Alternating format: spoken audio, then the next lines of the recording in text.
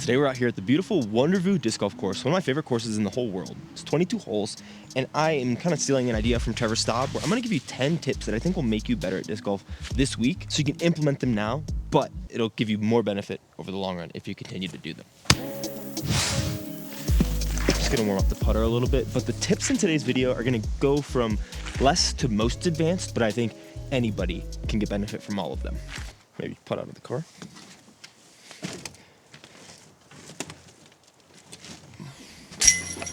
I think we're at about 8,500 feet of elevation, so pretty high up. Everything's gonna be dropping a little bit more and we'll be a little more overstable. So let's just get it started here on hole number one, straight up the hill with tip number one. We're gonna try to throw just this bigger hyzer with my slightly less stable Roman because we're up here. But my first tip is, it's not the disc, it's you.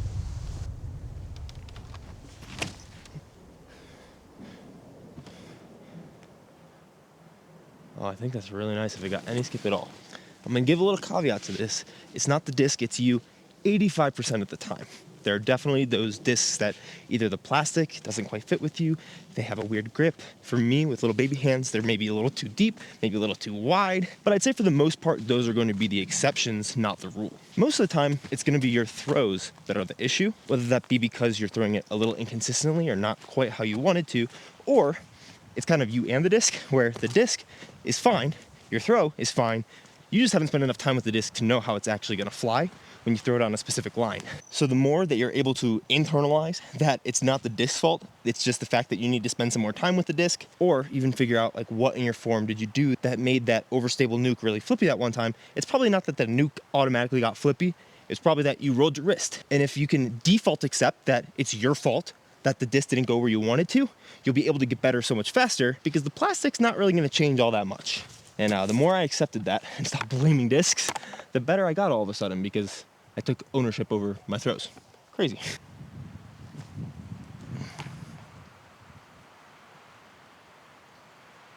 I don't know if we're coming for that course record today. No! Nice little circle one bogey to get us started here at Wonderview. I'm probably gonna think of sub tips this whole time that I'm playing. Sub tip, you can still have a good round if you start with a bogey. It's not the end of the world, especially because you shouldn't really be thinking about score that much anyways. No! I love trees. Oh, I forgot, it's so rocky that my putter's got a little bit taken out of that. Come on. No chains needed, baby! Twister's luck. Luck. And just like that, we had a par start. Look at that. I love these ski chairs that they have out here. They're honestly like really comfortable. We got a 300 footer coming up, but the second tip is probably something you've heard before. Play with people who push you. This video is fully focused on like trying to get better at disc golf, and of course having fun is a big part of it. But this is more like if you want to get better this week or in general over the long term, playing with people who push you can actually show you that you're better than you think you are already. Because every time that I've gone and played with people who are at that next level, or most of the time, not all the time, because sometimes you will feel embarrassed, but if you can just know that people who are better than you, who you're playing with, they don't care how you're throwing, like at all. Like I've never played with Gannon and be like, oh my gosh, you just shanked 10 shots in a row, dude. Like this is the worst thing ever. I never played with anyone who I am better than, where I've been thinking about their game and really focusing on that at all. So if you can take that out of your mind and just play, you'll probably be better than you think because you'll be watching them play shots and you want to play up to the level that you're at. And you probably can more than you already know. I think we're gonna try Mana.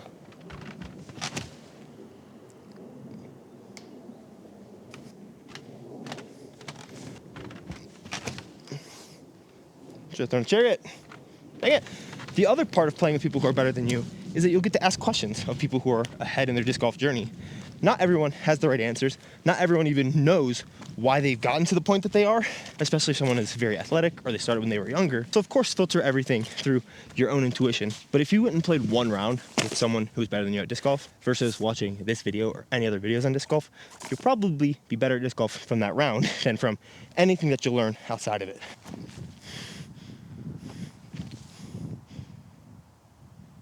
A little juicy fruit there. If you play with a group of friends and you guys are all around the same skill, but you have like local tags or leagues in your area or even tournaments, if you can play in one of those, what's up, Chariot? That would be something that could help you. I've personally never done like local lessons, so I don't know if those are much good. I would assume they're probably fine. Oh my gosh, I went so far.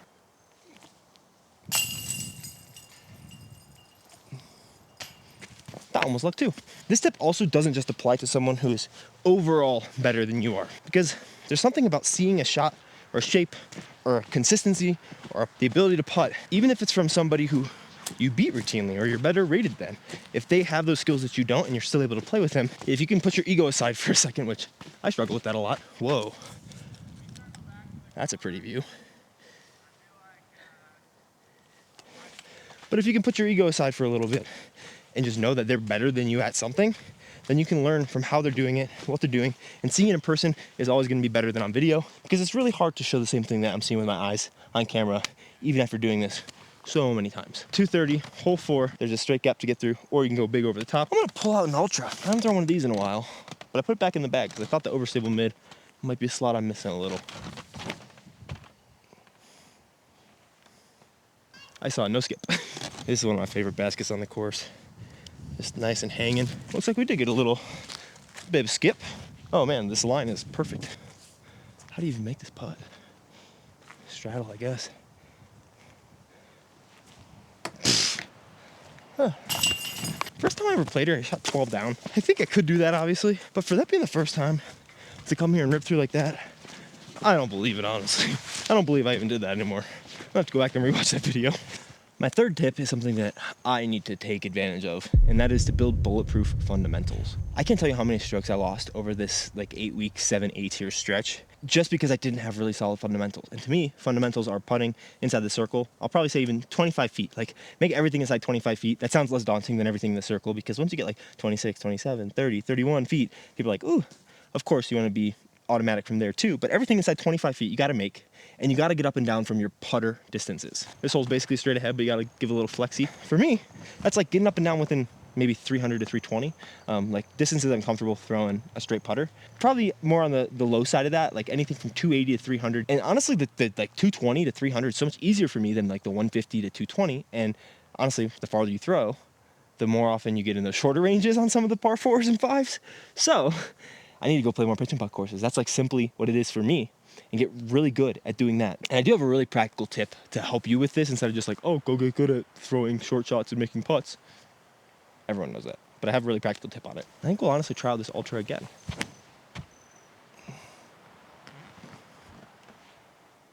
If that's sad, it's really good. I hope you guys resonate with this, otherwise I might sound like a little bit of a silly guy. But when I get into these fundamentals ranges where you need to be getting up and down every time, oftentimes I'll take it for granted that I will get up and down, and that will drop my focus levels a little bit. I might end up shorting a shot. I might end up just kind of pitching it out there on too much highs or not quite committing through the throw. And I think I honestly am going to have to change a little on my upshot form to be less full reach back, low follow through, and more slow reach back, full follow through, because I think that'll be more consistent. But these are the shots that you're scoring on. Getting up and down, making your 25-foot putts.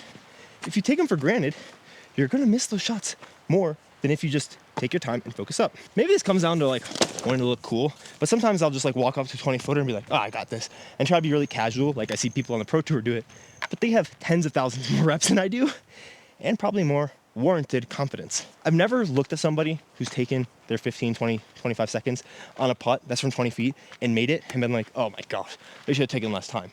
I've looked at a lot of people, mostly the mirror, who's taken not enough time and missed a 15-footer, and then wondered why I'm scoring so poorly when I missed 5 15-footers in a tournament like I did my last tournament, and I think I lost by 5 or 6. Like, these are the scoring shots. You need to focus up and take your time, and that also includes in practice. Don't just assume that you're going to be doing it well. Take the time, focus, breathe, execute a good shot or a good putt, and that'll probably save you way more strokes than you think. Got it. Let's go. Focus, man. It's just focus.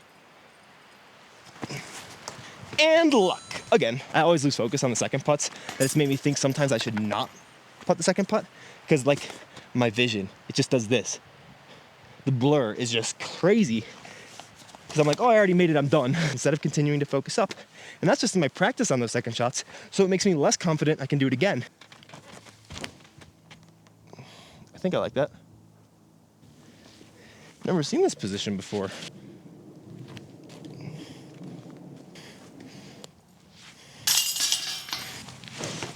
My fourth tip, don't write this off, it's to get out of your comfort zone.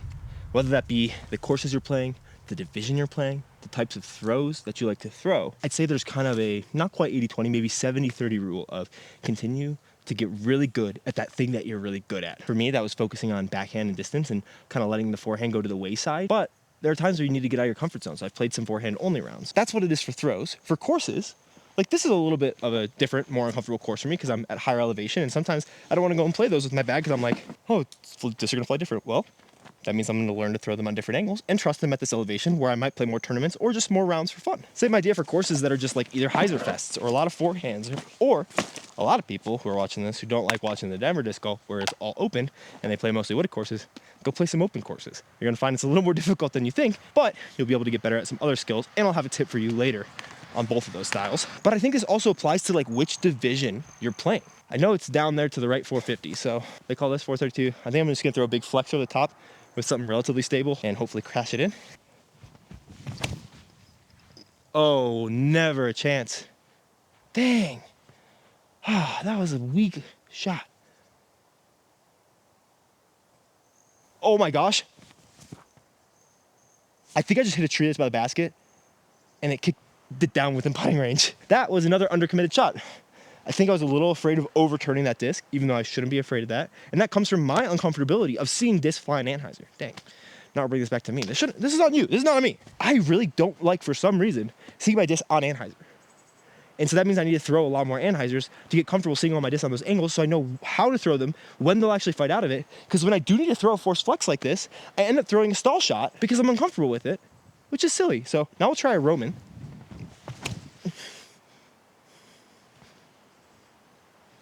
That's so fun to watch. Also, still not turned enough. So now we're gonna throw an even less overstable one because I need to turn this disc over. Stop being a baby. There we go. See, that one might be in the road because it's understable, but I need to learn my lesson. And even then, I don't think it is. I think it's still got back to flat sooner than I thought. I'm just uncomfortable seeing my disc like that, and I shouldn't be. So I gotta get out of my comfort zone with my stock shots because that'll make me a significantly better disc golfer because there are holes that require those shots, and I'm not comfortable throwing them with one disc, let alone any of my discs. This did end up a little short because I needed to throw it through this airspace up here. My Roman, which was a little better, is down there right by the basket. This is still a putt for the two. Let's drain this and then let's talk divisions on the next tee pad. Let's go. Nope. Let's go. Come on. That's a really good putt. A lot of the changes in my putting haven't even come from immense amount of putting practice, but from what we'll talk about on tip number 10, which I think is my best tip and probably my most controversial, but I stand by it 1,000%. 227 with the possibility to go way long, little headwind. My thoughts on divisions are, my general rule of thumb, win twice, move up. If you're like in the amateur divisions, if you're in MA1, that's the top amateur division, stay there as long as you want, in my opinion. Maybe you should go pro because you want to make some money, but if you're a junior, if you want to win AM Nationals, it's best to get out of your comfort zone and go and play MPO, but not accept cash. I don't play in MA1, so I can't really say if people are bagging in MA1, but I think that it's the top amateur division. You can play there for a while. The only thing I would say, I'm only just going to relay what I did from MA2. I had been told win twice, move up. I won once at a tournament in Las Vegas in MA2, and then I played not great for a while. And honestly, I felt like it's because I wasn't an MA1 player, but I was just waiting for that rule of win twice and then I can move up, win twice and then I can move up. And so instead, I just decided to move up. And then I played, I think, 6 tournaments in MA1. I got 4th once and podiumed every other time, and I won twice. And I think that's because I got out of my comfort zone, and it required a new set of skills that I had to develop and learn, or even just tap into that I already had that I wasn't trusting yet. So if you feel like you want to move up, you can always move up and down. You can play every single division if you're low rated enough. If you want to move up and just see what the competition is like, do it for a tournament. If you're trying to get a lot better, I think that would be better for you than trying to stay where you're comfortable or stay in the division you should be at, because you might find that you're better than you are already, and that'll give you the confidence that you didn't have before.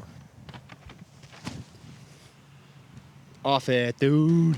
This is that fundamentals hole that I need to work on. 227, not comfortable for me. Maybe I should be throwing a little flex forehand. I should be able to smooth a putter. And when I'm talking about like my new form, I'll throw another putter.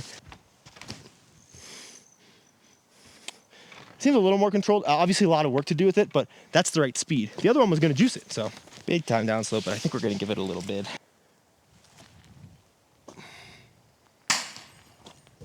Great sign.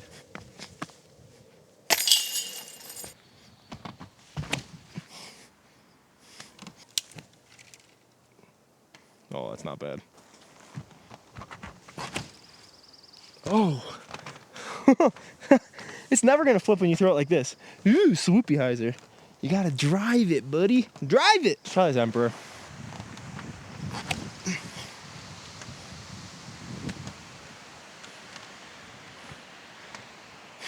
That would have worked. I thought Sphinx was gonna be perfect little hyzer flippy boy, but instead it's gonna be the perfect little, I really hope I don't bogey boy. Time for the 5th tip. Oh, this goes right there. So nice. But keep your expectations low.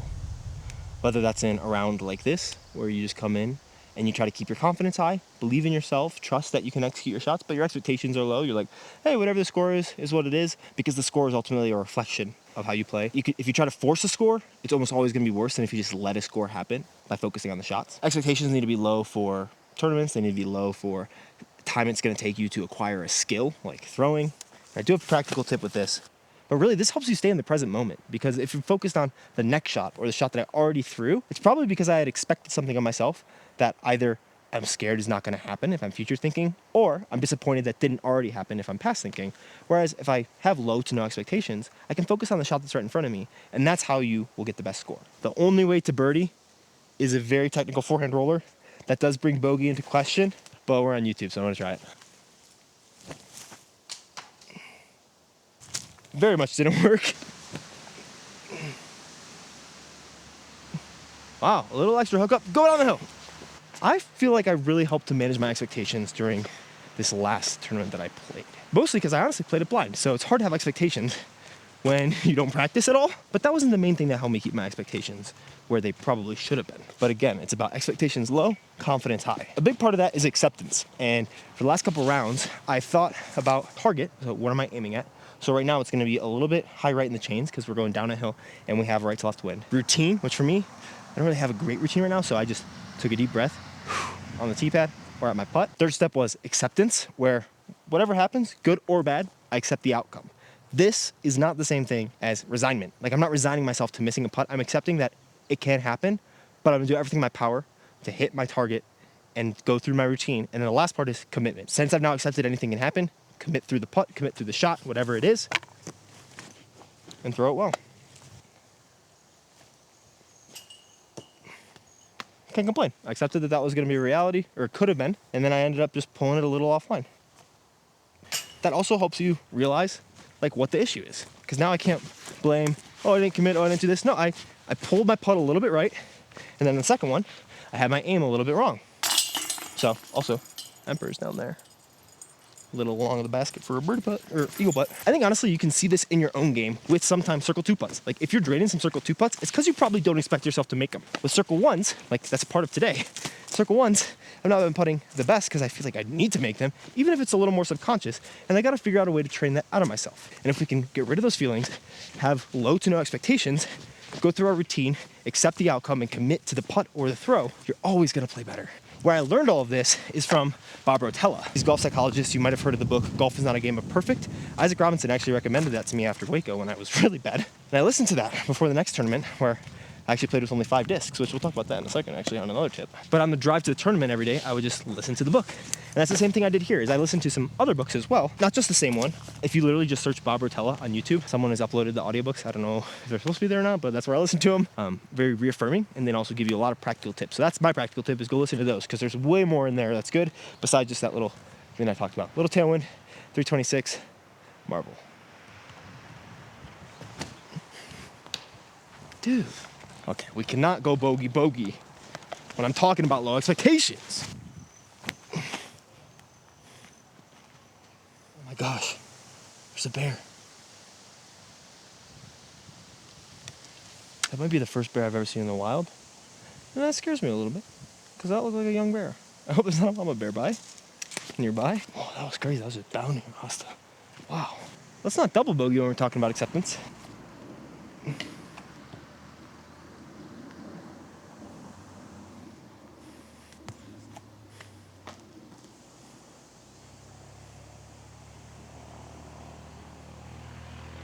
Maybe my next tip is throw shots behind your back instead of actually trying. They're both better than the first one.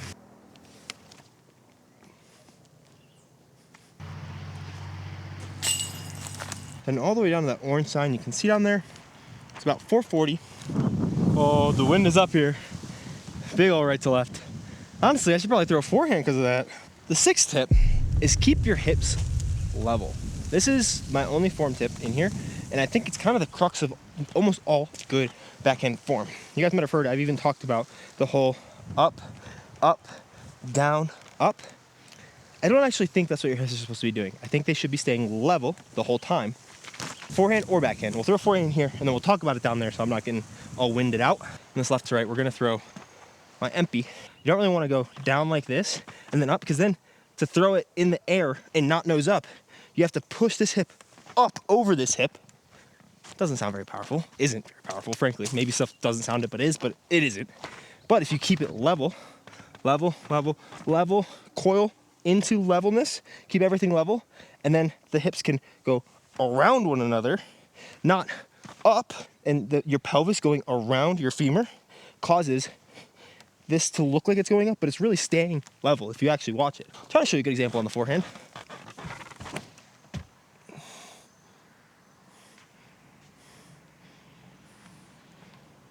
No. The reason I haven't talked about form a lot recently, and I might start to do it a little bit more, I'm learning a lot. And the more you learn, the more you realize you don't know.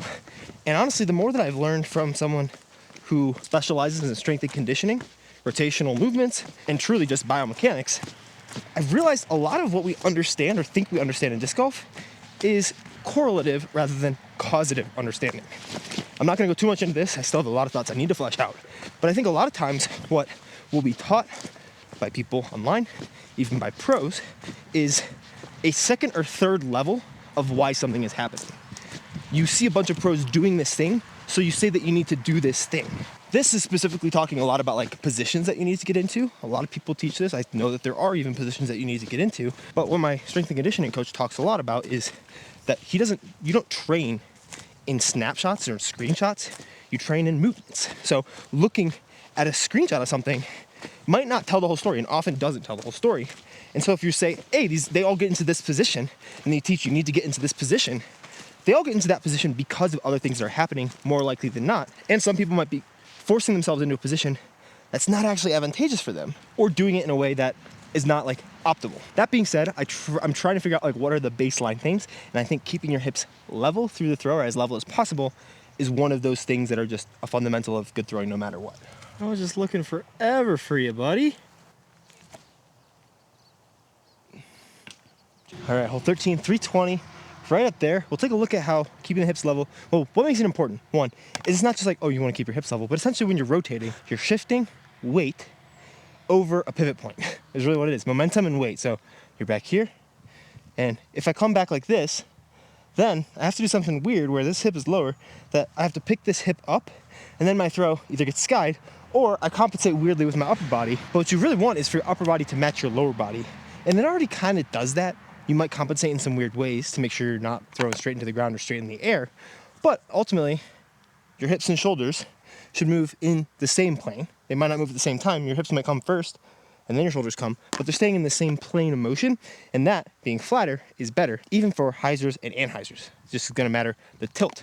And the way that you can do that is by not being so locked out knees, but a little bit more down in more athletic stances. When we brace, all we're doing is stopping the momentum right here and rotating as level as possible our pelvis as fast as possible. Because something going like this to this isn't gonna be as fast as it is in a straight line. I think that's how physics works. Not hiked, not low, not high, level to one another, as level as possible. This will get better over time. And then you rotate through. If you find yourself stepping backwards in your throw, so that this hip gets high, and then this gets down low, and you have to compensate again, you're throwing those up. If you think about, one thing that helped me was instead of thinking about X-stepping, reaching like that, I just think about kind of taking a step backwards. Because if you just step sideways, kind of like this, which if you're in line here, then you go forward, backwards into the side step, your hips are staying level compared to any further, you go like that. The further you can go and keep your hips level, the better your mobility, and maybe it gives more to your throw, but what's more important is keeping your hips level. This will hopefully help you throw farther pretty immediately. So I'll show you. I'm not perfect at it, but here will be my actual shot will be a flat shot with this chariot. So flatter, and you ace it. No, it's way long. Oh, mine is nice. That's my main form tip right now. It forces you to not shift your weight too early or too late. If I keep my weight all the way back here, all the way through the throw, then my hips have to get lower and lower and lower. And then I'm like pouncing off of it in a weird way. That doesn't make a lot of sense. If I've moved my weight too far forward, then I dip onto this hip and this hip dips. But if my weight stays distributed correctly, which is coiled and then exploding through, your hips are gonna stay more or less level.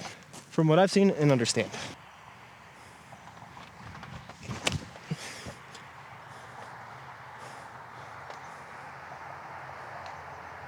Oh no. Oh no! I think it's rolling all the way down the hill. Gosh, this is gonna be tough.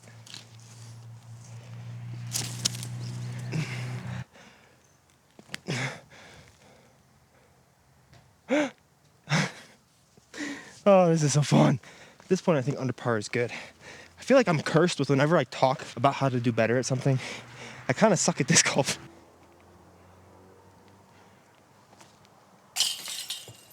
Oh man.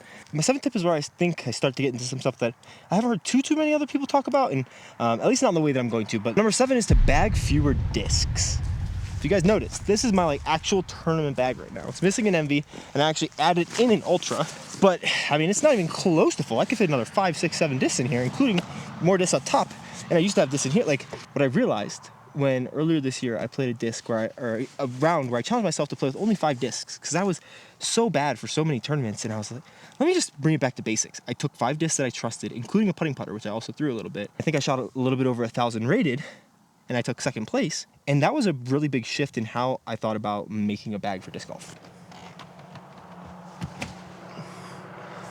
Even as recently as my in the bag for the beginning of this year, everything's obviously changed. But I was talking about how I needed a straight, flippy, and overstable putter, mid-range, fairway driver, sometimes control driver as well, which I think I did at the beginning of the year, and distance driver. Add on top of that a couple extra stabilities, a distance driver, some utility discs for rollers and really overstable 9 speeds, and an overstable approach disc. And I think that's how most people are creating their bags. And then they got 25, 30 discs. What I realized recently is you just don't need that many discs. Especially I've noticed the better I've gotten with the discs that I have, the fewer discs I need, but the more discs I know or realize that I do actually need to add. For instance, these Chariots were the most overstable mid-ranges I was bagging this year, besides the Zone.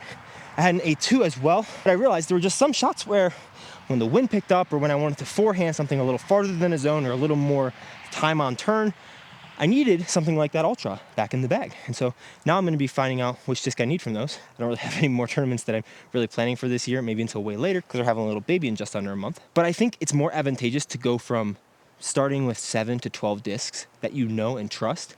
And if you don't have that many discs, start with that many discs, because then you won't have the excuse that I don't know this disc to just switch to another one and make yourself learn the disc and trust the disc. Because I really feel like right now I could take 5 discs to any course and shoot 1,000+ rated round. Sometimes you do need those extra discs and it makes your life a lot easier, but there's a lot of discs that I just feel like I could not throw again and be fine with my bag. And so I don't. I'm still personally not on the whole mold minimalist train, which is why I have a cap wrap instead of a FAF Firebird for my overstable Firebird slot. I do have a couple Romans. I am on the train of learn a few discs.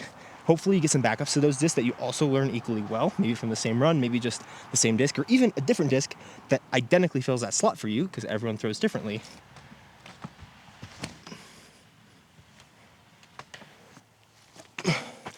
Dude, you suck at analyzer, but so bad.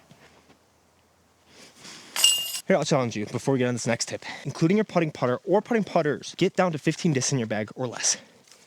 Choose the ones that you trust. And if within a month of playing, you're not better, I don't know how to quantify it, but you can like sue me or something. I don't know what you could do, but like you will be. You just will be. You'll trust your discs more. You'll trust your angles more. Whew. 6 to go. Still 1 over par. Just how I like it, you know. Making the course think at 1 and then you come back and shoot like even. Ha. But my 8th tip is to fix it in the field. I am not sure if I'm like all you guys, but I'm not the biggest fan of field work. I don't hate it. I don't love it. But if I can avoid doing it and rather just go play at the course, I would much rather do it. And for the most part, I think that's very conducive to getting much better at disc golf because you're practicing where you're playing, even for like distance stuff. I don't think it's that bad. But there are some times where fieldwork is merited, even if it's only 10 or 15, 20 minutes before you go out onto the course, if your time is very limited. But I promise you, if you do what we're going to talk about, you will feel better about your game and you'll enjoy your time on the course more. So it's going to suck for like 10, 15 minutes every week or so, maybe a couple weeks, maybe longer if you are really good and you don't have a lot that you need to either fix or work on. But do this and you'll feel so much better about your game. I'm just going to leave you guys there because there's no good way to see this basket, but the course, the reason we love it is because it's so fun. But if you're really needing to work on something, it can be very distracting. You can default into bad habits. You can default into something that you're better at, where you know you need to work on your forehand. You know your timing might feel a little bit off, and you need to really iron it down, but you don't because you're at the course. And why would I really focus on timing when I can still find a way to score or throw good shots without really worrying about it? Is it really that big of a problem? If you've thought like this before, then you probably do want to fix it. And there are absolutely some things that are going to take a good while to fix in your form, or even to learn. The field, the net, doing some sort of work where it is focused time on an aspect of your form. Like this thing where I'm talking about working on getting to here and then fully extending instead of getting to here, because I'll be able to have a little more control. I've only worked on that on the course. I've just defaulted to bad habits, and I've told myself, man, I should really practice this. And it's not going to take a lot of time. It's going to take 10 to 15 minutes, a couple times before I go and play, to just get 10, 20, 30 reps in. But those reps will be so focused that your body's going to learn some things that you'll even take with you into your round, so your round will be better. It's not like it's going to add to your game as if you had another round. It's going to speed up your progress like multiple fold. Like if you play one extra round throughout the week so that you can get better by practicing, or you go and spend 15 minutes in a field ironing out something that you know you need to work on, it's not going to be perfect, but it's going to be 8 times closer than if you just played the round and had it in the back of your mind, but really we're just focused on having a little bit of fun. So fix it in the field, but go play. You don't need to spend all your time in the field, but go fix it and then play better and enjoy yourself. Yeesh. Focus a little more. Oh, thank you, basket.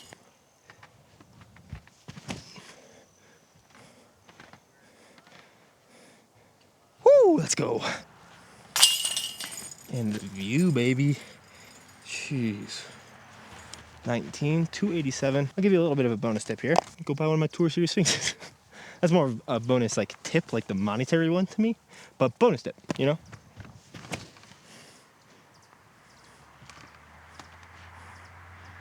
No! Why are you rolling? That was such a good ad! This goes a hater right there.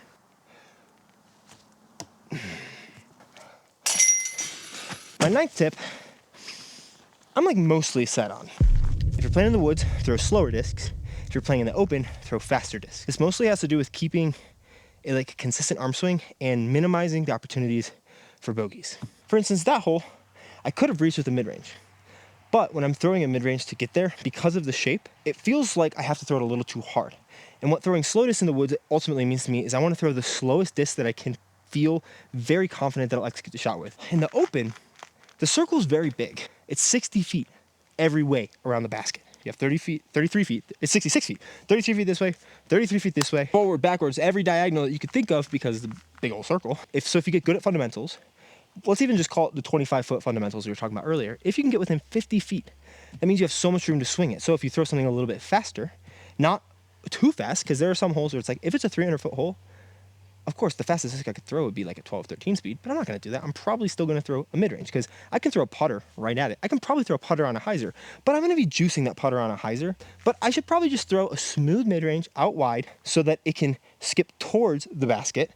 And if I leave it a little too inside, that's okay. You got 30 feet on the left side of the basket. If I leave it a little bit too on the outside, it's okay. You got 30 feet on that side of the basket. So throwing discs, that'll give you the best chance for birdie, which for me practically means in the woods, I'm going to throw slower because kicks are much less when I'm throwing slower discs. As long as I don't feel like I have to overpower them, throw slower discs in the woods, throw faster discs in the open, but keep everything a smooth, controllable golf shape and speed and line.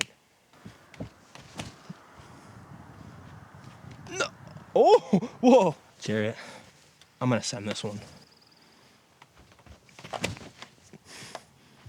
Oh man, I thought I drilled it. I really wanted to see the chains react if I blasted that chariot at it. The carnage, the aftermath, the birdie.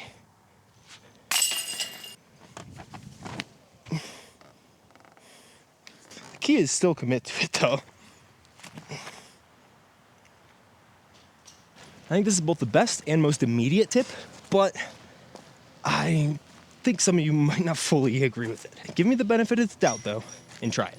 My 10th tip is to manufacture confidence before you've earned it. I think this is something that listening to, especially Bob Rotella books, but just books on elite athletes or people who are elite at things in general, there are like intrinsic beliefs that they have before they've earned it. So for instance, for me, I put some of those out very publicly at the beginning. I said I want to cash at a Pro Tour event. I talked about like now wanting to get a tour card. And to be completely honest with you, it's going to sound a little insane, but I believe that in a lot of parts of my game, I've manufactured confidence more than I've even let on, and more than I'm willing to even let on, because I bet it would be seen as super prideful. But as long as you interact in the world in a humble way, you can have that internal drive and confidence that is pushing you forward before you even feel that you've earned it.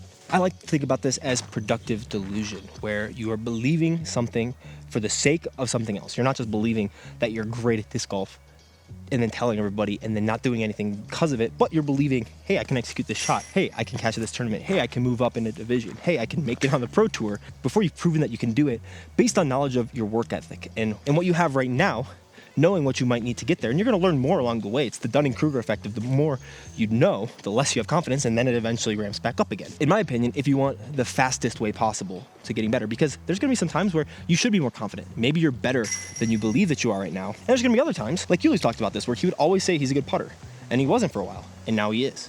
It's the same type of thing. Like, I believe I can be really good at disc golf. I'm not going to enumerate what I think that is, because it's going to sound silly to some of you guys. But I think eventually I'll be able to get there. And it all comes from believing in that before I've actually earned that.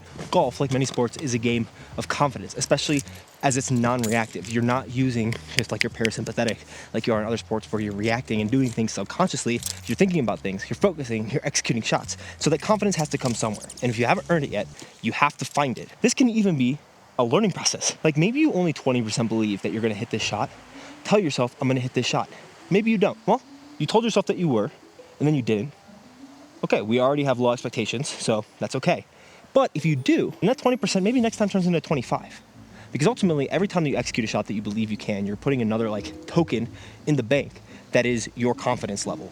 And the more that you're able to do that, the more that you believe you can do it. That's how you get consistent at something, because you do it over and over and over again and prove to yourself that you are what you say about yourself, especially if you have to say things that are confidence-inducing before you've even earned them. Because I think you have to. If you want to get really, really, really good at something, you're going to have to be a little bit productively delusional, in my opinion.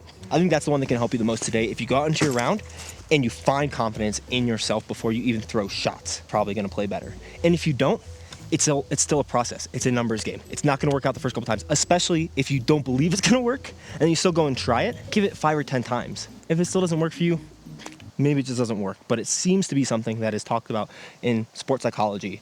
And I've noticed in myself, if I make it or if I miss it, it does something to my confidence. But if I'm able to manufacture my confidence from here to here and I miss it, my confidence will probably only go down to here. It's not going to go below before I manufacture confidence, because I had it. Maybe it will for some people if you already have some self-doubt in that confidence. But if you're just like, yeah, I'm going to make this putt, and then you don't, it's okay. It's like, oh, it's a little bit here. You make it, boom, it goes up a little bit. That's what I've noticed in myself. And I'm a pretty optimistic person, but when it comes to things that I want to get really good at, I tend to catastrophize myself a little bit. So if this works for me, hopefully it works for you. Oh, I don't even think I've seen this position. You know what? Nice, smooth sphinx to end it.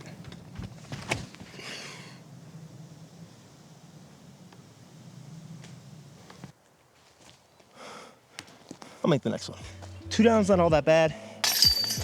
Got to do a little TLC on these discs. I hope these helped. If you have any tips you want to leave for everybody else, do that in the comments. Subscribe if you like. I'll be posting daily until my baby gets here, and then I'll have a good amount of videos banked. But I know it's summertime, so go enjoy yourself playing some disc golf more than watching me here. Peace.